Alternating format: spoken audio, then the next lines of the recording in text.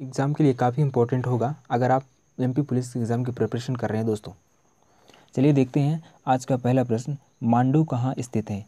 तो मांडू, इसके 4 ऑप्शन दिए गए हैं। फर्स्ट है जबलपुर, भोपाल, ग्वालियर और धार। तो इसका सही आंसर क्या होगा? धार। मांडू कहाँ स्थित है? धार पे स्थित है दोस्त। मांडू से हमारे एग्ज़ाम पे कई सारे सवाल बनते हैं। देख लेते हैं मांडू पे कुछ फेमस महल, जैसे जहाज़ महल आपसे पूछा जाएगा कहाँ पर है, तो आप इसका आंसर क्या देंगे? जहाज़ महल मांडू पे है। वहीं आपसे पूछा जाएगा हिंडोला महल कहाँ पर है, हिडौला महल कहाँ पर है, तो ये कहाँ पर है? आपके मांडू पे है। रानी रूपमती एक फेमस महल है, रानी रूपमती का महल आपसे डायरेक्ट पूछा जाता है एग्जाम से, बताइए रानी रूपमती का जो महल है वो कहाँ पर है? तो कहाँ पर है? आपका मांडू पे रानी रूपमती का महल है।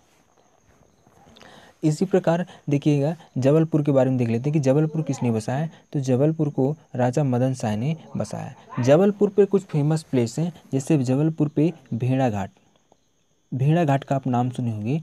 भेड़ा घाट ये जबलपुर पे पड़ता है, ये नर्मदा नदी के किनारे है। अगला प्रश्न देखते हैं, अगला जो है भोपाल, भोपाल को किसने बसाया? तो भोपाल को राजा भोज ने बसाया। ग्वालियर, ग्वालियर के बारे में कुछ देखते हैं। देखिए ग्वालियर को सूरज सेन ने बसाया। किसने बसाया? सूरज सेन ने। ग्वालियर से कुछ इंपॉर्टेंट प्रश्न बनते हैं। जिब्राल्टर, आप याद रखिए, ध्यान रखेंगे, जिब्राल्टर ऑफ इंडिया किसे कहा जाता है? तो जिब्राल्टर ऑफ इंडिया किसे कहते हैं? हम ग्वालियर को कहते हैं। ग्वालियर का जो किला है उसे हम जिब्राल्टर ऑफ इंडिया बोला जाता है। ग्वालियर को 525 में, जो 525 ईस्वी में किसने बसाया था? तो किसने बताया? तो राजा सूरज सेन ने। चलिए दोस्तों दूसरा प्रश्न है, भारत के महानवादी की नियुक्ति से संबंधित अनुच्छेद कौन से है? भारत के जो महानवादी है उसकी नियुक्ति से संबंधित अनुच्छेद कौन सा है? इसका प्रथम ऑप्शन है अनुच्छेद 17। क्या है? अनुच्छेद 17। एक्चुअली पे दोस्तों अनुच्छेद 17 है क्या, इसके बारे में थोड़ा डिस्कस कर लेते हैं, फिर आगे देखते हैं ऑप्शन। अनुच्छेद जो 17 है ये हमें बताता है अस्पृश्यता के बारे में, छुआछूत के बारे में, अस्पृश्यता के बारे में, अस्पृश्यता के उन्मूलन के बारे में अनुच्छेद 17 बताता है। दूसरा ऑप्शन है अनुच्छेद 51A। अनुच्छेद 51A में है क्या? देखिएगा अनुच्छेद 51A में दिया गया है मौलिक कर्तव्य। क्या दिया गया है? मौलिक कर्तव्य दिया गया है। अभी जो मौलिक कर्तव्य है दोस्तों, ये मौलिक कर्तव्य 42वें अमेंडमेंट संशोधन, जब संविधान में 42वां संविधान संशोधन हुआ, मौलिक कर्तव्य को जोड़ा गया। किसे? 42वें संविधान संशोधन के द्वारा मौलिक कर्तव्य को जोड़ा गया। किस अनुच्छेद में रखा गया है? 51A में रखा गया। तो 51A में क्या बताएंगे आप? 51A में क्या है? मौलिक कर्तव्य है। ठीक है। तीसरा ऑप्शन है अनुच्छेद 108। अनुच्छेद 108 पे क्या दिया गया? देखिएगा अनुच्छेद जो 108 है इसमें हमें संयुक्त अधिवेशन क्या बताता है? संयुक्त अधिवेशन के बारे में बताता है। जो क्या है? संयुक्त अधिवेशन। किसके बारे में? संयुक्त अधिवेशन। संयुक्त अधिवेशन कौन आयोजित करता है? तो राष्ट्रपति आयोजित करता है। और अनुच्छेद जो ऑप्शन नंबर 4 है अनुच्छेद 76।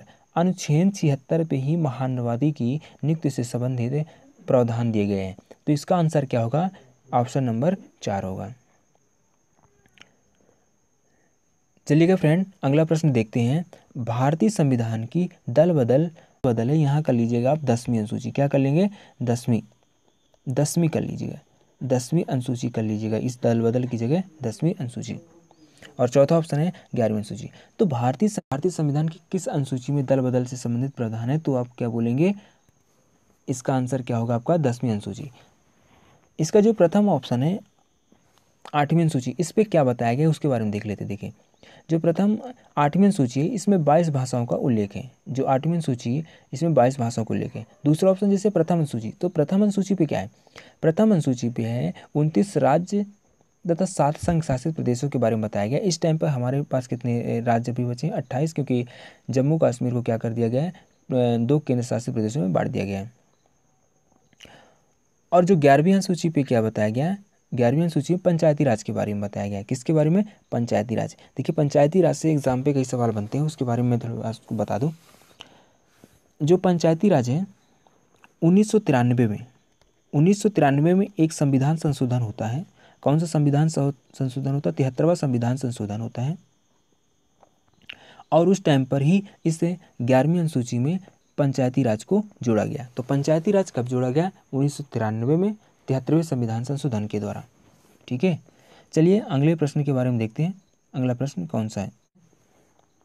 भारतीय रिजर्व बैंक आरबीआई का राष्ट्रीयकरण कब किया गया है? तो आरबीआई का राष्ट्रीयकरण कब हुआ, हमसे पूछा जा रहा है। देखिए इसका प्रथम ऑप्शन है, फर्स्ट इसका ऑप्शन है 1949 में हुआ, दूसरा 1935 में हुआ, तीसरा 1 जुलाई 1955 में हुआ, या चौथा 1988 में।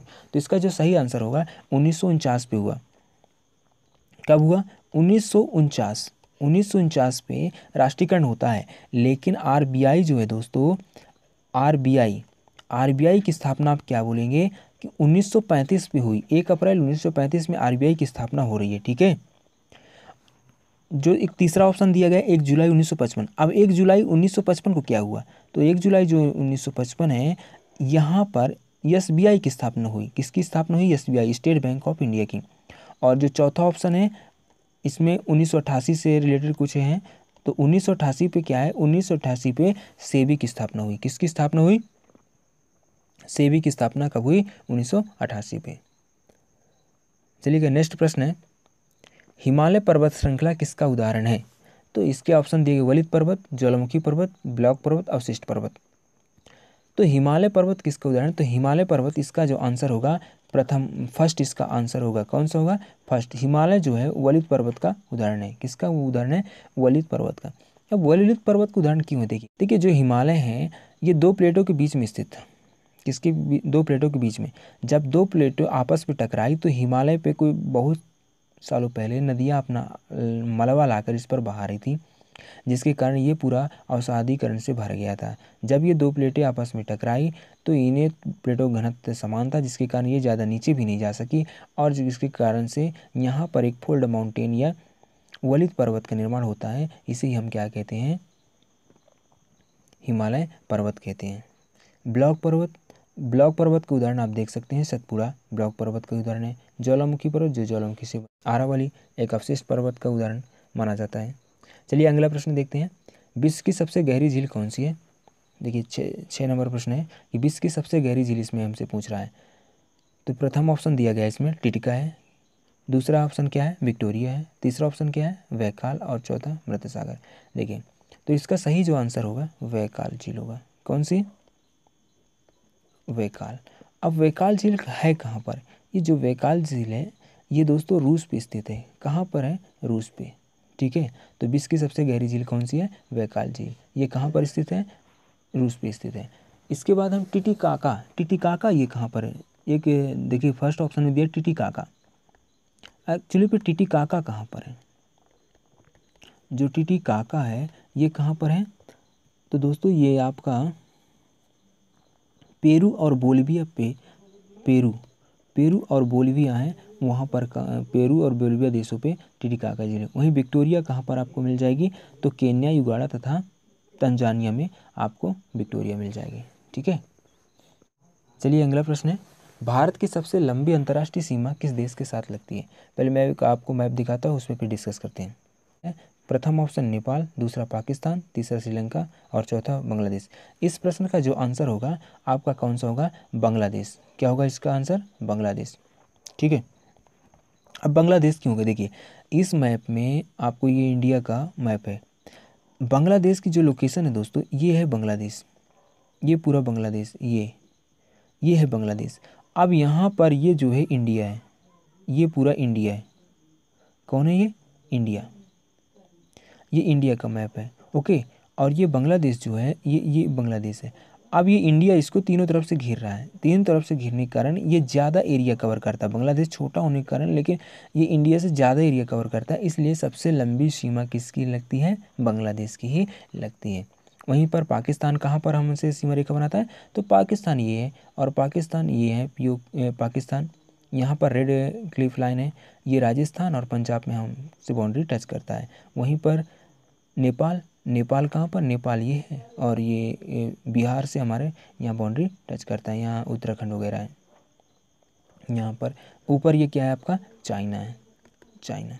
ठीक है, श्रीलंका कहाँ पर पड़ेगा? तो ये दक्षिण में, भारत के दक्षिण पे यहाँ एक श्रीलंका बनता है। जब आप पूरा मैप का अध्ययन करेंगे तो ये जो भारत का जो दक्षिणी भाग है वहाँ पर श्रीलंका स्थित है। चलिए अगला प्रश्न देखते हैं। सैयद वंश का संस्थापक कौन है? सैयद वंश का संस्थापक प्रथम ऑप्शन है खिज्र का, दूसरा है श्रीगुप्त, तीसरा सिमुक और चौथा हरिहर और बुक्का। तो जो इसका आंसर होगा कि सैयद वंश का संस्थापक, तो सैयद वंश का जो संस्थापक माना जाता है, किसको माना जाता है?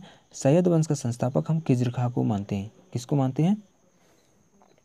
खिज्र खां को माना जाता है। अब श्रीगुप्त कौन है? देखिए दूसरा ऑप्शन में दिया गया श्रीगुप्त। श्रीगुप्त के बारे में थोड़ा जान लेते हैं कि श्रीगुप्त है क्या और इसके बारे में। देखिए जो श्रीगुप्त था, ये जो श्रीगुप्त था ये गुप्त वंश से संबंधित है। मतलब ये गुप्त वंश का संस्थापक श्रीगुप्त कौन था? गुप्त वंश का संस्थापक कौन था? श्रीगुप्त। क्या आप बोलेंगे? गुप्त वंश का संस्थापक श्रीगुप्त। वहीं सिमुक कौन था? तो ये सातवाहन का संस्थापक है। अगर आपसे एग्जाम पे पूछा जाए, बताइए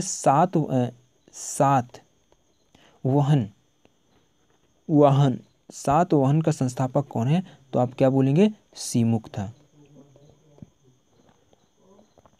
वहीं पर चौथा ऑप्शन में दिया हरिहर और बुक्का। हरिहर और बुक्का किससे वंश से रिलेटेड है? तो हरिहर और बुक्का ये आपके संगम वंश से रिलेटेड। कौन से हैं? हरिहर और बुक्का संगम वंश से संबंधित है। चलिएगा अगला प्रश्न के बारे में डिस्कस करते हैं। सर आंसर नंबर ये हाकी से संबंधित कप कौन है? हाकी से संबंधित पहला ऑप्शन वेतन कप, दूसरा मारडेगा कप, तीसरा देवधर कप और चौथा चंडा कप। देखिए हॉकी से संबंधित जो कप है इसका आंसर कौन सा होगा? फर्स्ट नंबर वेतन कप किससे संबंधित है? हॉकी से संबंधित है। देख लेते हैं दूसरा, इसका फर्स्ट ऑप्शन ही इसका करेक्ट आंसर होगा। दूसरा ऑप्शन देख लेते हैं, इसमें दिया गया मारडेगा। मारडेगा किससे संबंधित है? मारडेगा जो कप है ये किससे संबंधित है? तो आप इसको क्या बोलेंगे कि मारडेगा कप किससे संबंधित होगा? तो मारडेगा कप फुटबॉल से, किसमें है? फुटबॉल से संबंधित क्या है? मारडेगा कप। वहीं देवधर किससे संबंधित है? देवधर को आप क्या बोलेंगे? ये है क्रिकेट। किससे संबंधित है? क्रिकेट से संबंधित कौन है? क्रिकेट से संबंधित देवधर कप है। वहीं चंडा कप, जो चंडा कप है कौन सा? चड्ढा कप। और चड्ढा कप किससे है? बैडमिंटन से। किससे रिलेटेड है? चड्ढा कप। आशा करता हूँ दोस्तों ये सीरीज आपको अच्छी लगी होगी। इस वीडियो को